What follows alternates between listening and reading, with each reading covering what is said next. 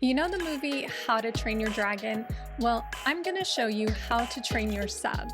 And no, it's not about time consuming punishments or being the perfect dominant. It's about real habits, real kink dynamics, and real life. I'm Alessandra from Dom Sub Living, and let's talk about what actually works. Welcome to the Dom Sub Living podcast. What if training your submissive could feel more like bonding with a dragon than shouting commands? Well, if you've seen How to Train Your Dragon, you'll remember that iconic moment when the character Hiccup holds out his hand to Toothless, the dragon, and he doesn't do it with force, he does it with gentleness and trust. And that's the vibe we're going for here. I'm sorry for all the How to Train Your Dragon references, but I'm a millennial with two young boys, so we've always loved those movies. But in real life, the fantasy of taming something wild like a sub or even a brat, that fantasy is exciting, but trust is the true test. My dom, when he trains me, he doesn't yell, he doesn't shout orders, and I crave obedience towards him because I want to, and I feel like he's earned my trust. If you don't know, we've lived in a 24/7 total power exchange relationship for years. And I teach real world BDSM that doesn't collapse the second life gets hard. If you're new here, welcome. But if you've been here a while, you already know submission isn't weakness, it's a gift you give to yourself if you're the sub, but you also give it to your partner. And so the training part of it, that's how you nurture that gift. So here's what we're going to get into today. So we're going to cover the 3 surprising dominant traits no one talks about, one major mistake that can sabotage your training, and my favorite structure for building rituals that actually stick. And we're going to talk about how to adjust your training style depending on what kind of submissive you have. So, whether that's a brat, a service sub, a little, a switch, or something in between. And yes, I'm going to talk about what happens when the Dom screws up because they're not perfect and they make mistakes too. So let's go. Before obedience even comes, there needs to be this foundation of devotion. So, just like with Hiccup in the movie, where he was feeding Toothless and taking care of him, without that care and trust, there is no power exchange. So, when you're training a sub, you don't start off wielding control over them right off the bat. Hiccup didn't just jump on Toothless and jump on his back and start riding him. So doms need patience, they need presence, and to give their sub choices. That's your first step. Your submissive has to choose you before they can serve you. So real training starts with connection. One of the first rituals my dom ever implemented for me was maintenance spankings, believe it or not. And it kind of flopped after the initial couple times, not because it was a bad ritual, but because the emotional foundation and work wasn't there yet. We were rushing things. Now they're great though, and we do them every week. So, something to think about is, are you maybe trying to lead before you've been trusted? Are you confusing submission with surrender? So, start with connection based rituals. So, things like daily check ins, acts of service, things like that, not behavior correction right off the bat, because emotional attunement is the foundation of obedience. If you want a practical first step, try building a transition ritual. So, something your sub does when you reconnect after being apart for a little bit. So, this can be something like kneeling, preparing coffee, or even something as simple as a hug where they whisper a affirmation or they are using your honorifics. So, whether that's daddy or sir or mistress, something like that. Keep it consistent, Keep it simple and let it evolve naturally over time. But let's now talk about how training your sub is about rewiring their brain, not just commanding their body. Because here's how habit formation actually works. So you have a cue, or sometimes we call it a trigger, and then you have a behavior, and then you have a reward. So when you praise your sub, you're releasing dopamine chemicals. And when you are correcting them like really harshly, that's cortisol in play. Unless you're a masochist like me, and that can be a dopamine hit too. But when you repeat an action often enough, you create this thing called myelination. And that's where your brain kind of reinforces all those neurological pathways. But that's just a fancy way of saying that behavior becomes second nature. It becomes a habit. That's why, for a lot of people, rewards and positive reinforcement work better than punishments. Let me even expand on that and give you my hot take. So, if you're correcting and punishing way more than you're praising and rewarding, you're building fear, really. You're not building obedience. So, I'll give you an example of habit formation in our dynamic so you can see what it looks like in real life. But my Dom used to say, notice what I need before I ask. And what he meant was that was my cue or my trigger to really be observant. So we started simple with coffee. So every morning when he was home, I would make it before he asked. He praised it, very specifically, and very, kindly, and that became our first anticipatory ritual. And eventually, this sort of thing just really started expanding into every area of our life. So, if you're the Dom, ask yourself, are you rewarding obedience from your sub still, or are you just expecting it? And if you're struggling, here are some tools that you can use to help make this easier. So, habit trackers, whether this is something digital or handwritten, even, we've used calendars and things like that. Verbal affirmations are really good. Weekly ritual reviews that you do together. Me and my Dom, we do our check-ins every Sunday evening before he goes into work, and that really helps us. You can even gamify it. Give your sub points. Build reward tiers. Not every dynamic needs that, but if yours thrives on structure or motivation, definitely use it. And coming up next, I'm going to tell you the worst mistake new DOMs make when they try to train a sub. I see this all the time, unfortunately, especially when a Dom is feeling insecure. So, if your training starts with punishment, it will probably end in resentment. This is the biggest mistake I see, where they're making training about power over the submissive instead of power with the submissive. So, some red flags to watch out for here. So, reactive punishments instead of having planned consequences. So, you're just doing things on the fly before you've even talked about it and negotiated it.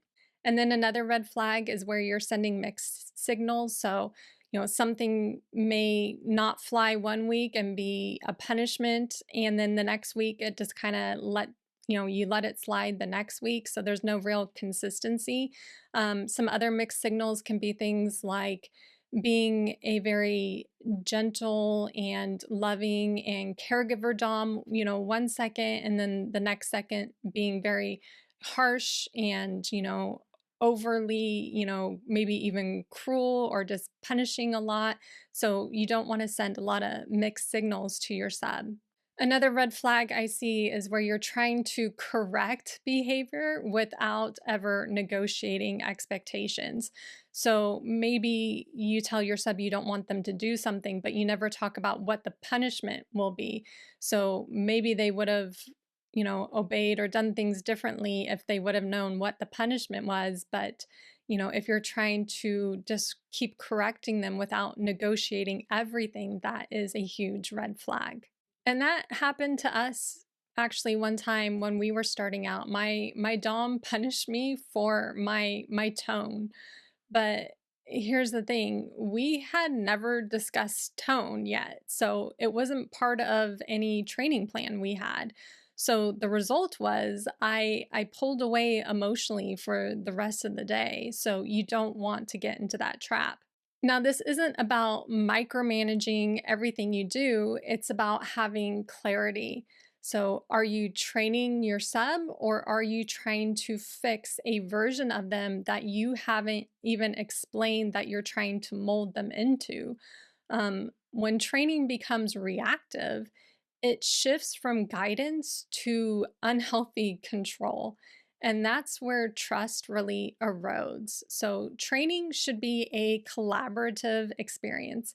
So, that means having things like contracts, that means mutual rituals, that means having check ins.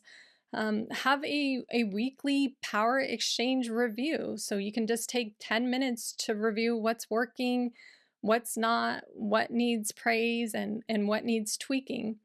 So lead with clarity, not fear. But now let's talk about how to structure training that actually sticks.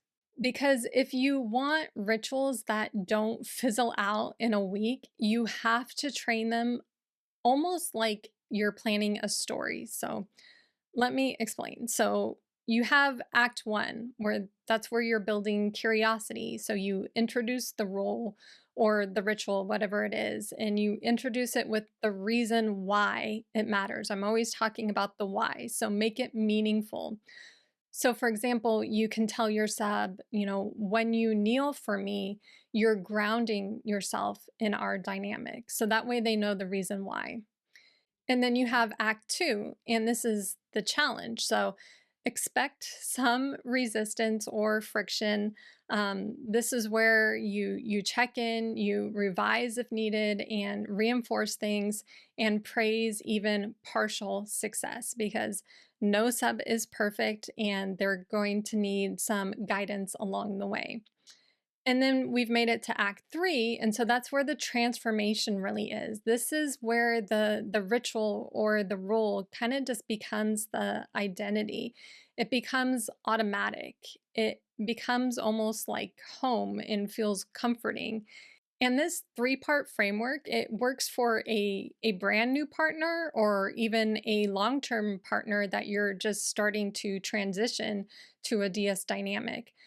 It even works for seasoned couples too. So if you're wanting to implement a new role, you can use it.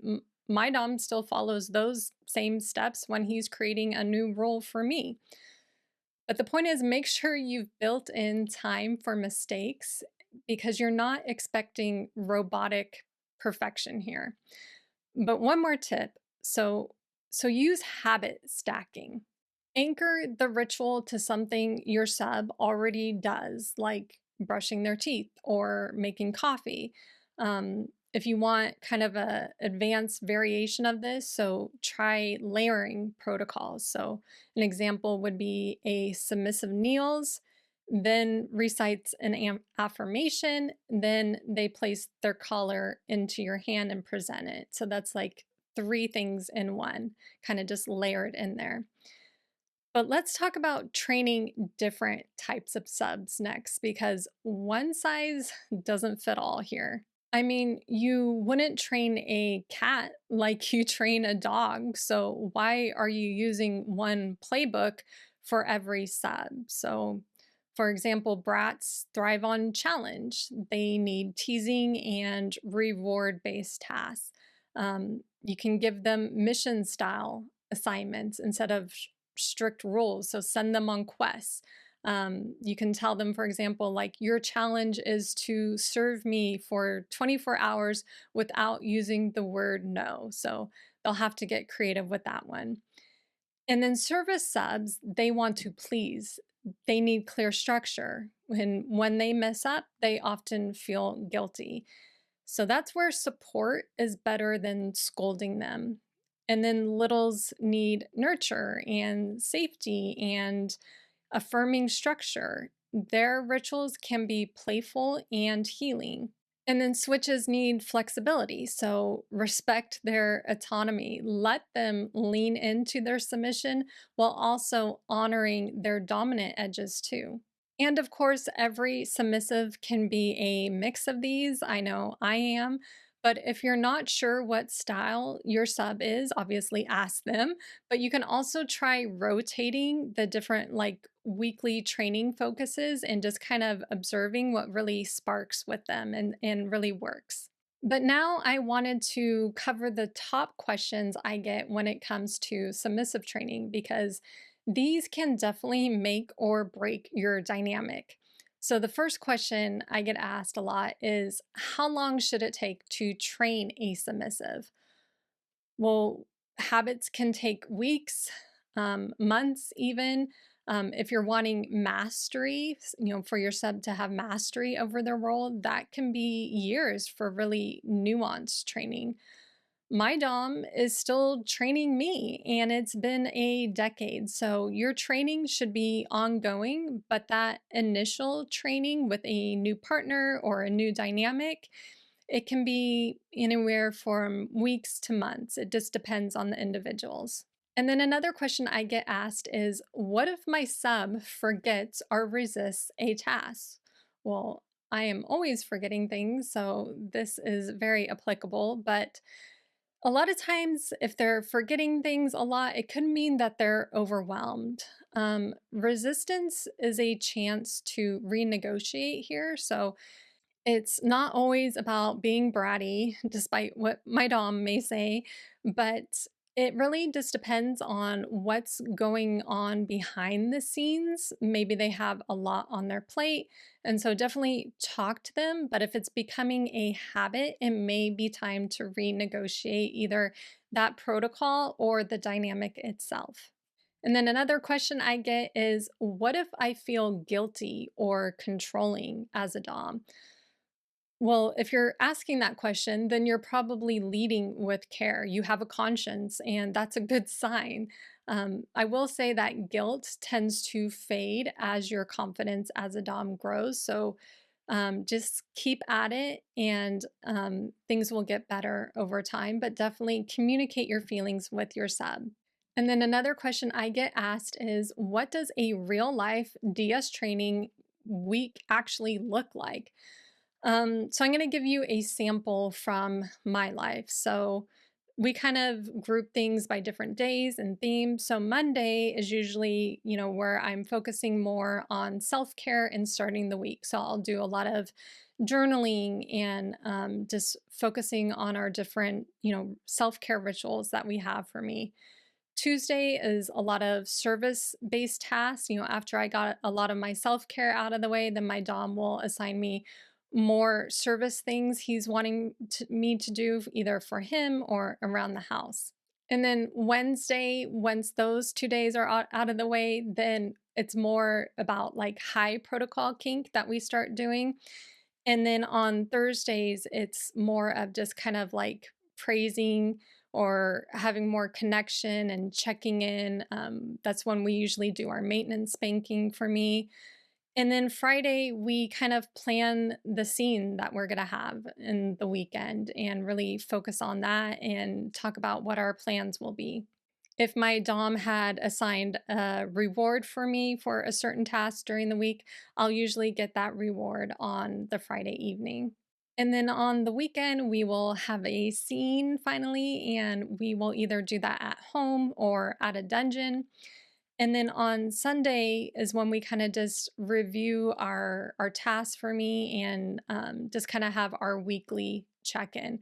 But the point is to keep it structured but flexible too. So you're building it around life, not the other way around. And then another question I get asked is, what if I'm a sub who wants training without topping from the bottom? So, how do I bring that up with my Dom?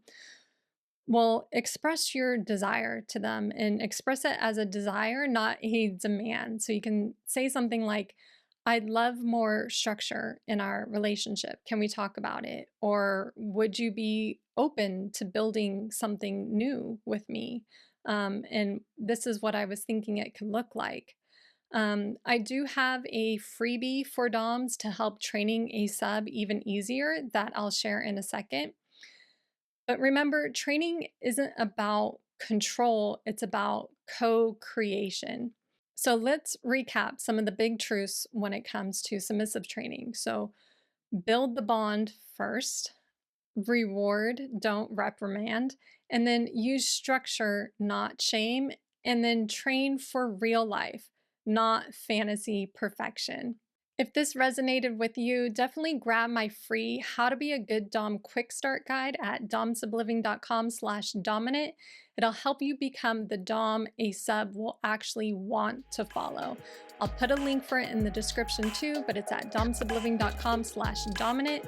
And until next time, keep embracing your power and pleasure through Dom Sub Living.